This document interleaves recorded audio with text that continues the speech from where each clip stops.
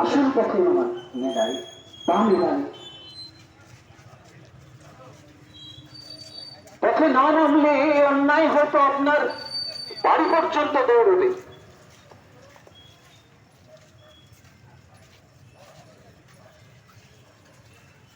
যে পিতা তার সন্তানের লাশ শনাক্ত করতে ভয় পায়, আমি তাকে ঘৃণা করি।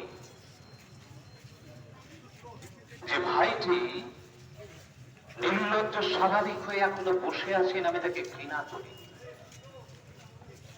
যে শিক্ষক, যে বুদ্ধিজীবী, যে কবি, যে কেরানি প্রকাশ্য পথে এই হত্যাকাণ্ডের বিচার চাইতে ভয় পায়, আমি তাকে ঘৃণা করি।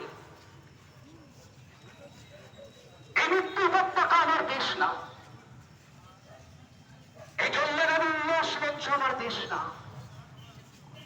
ওই রক্তস্নাত চিকিৎসক কক্ষ, ওই সেমিনার হল আমার দেশ না,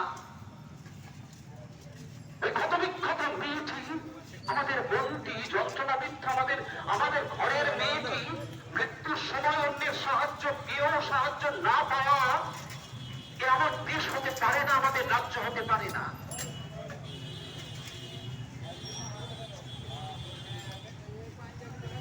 আমরা আমাদের ঘরের মধ্যে জন্য বিচার চাই,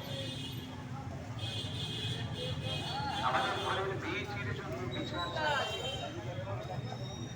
যারা এই নারী হত্যা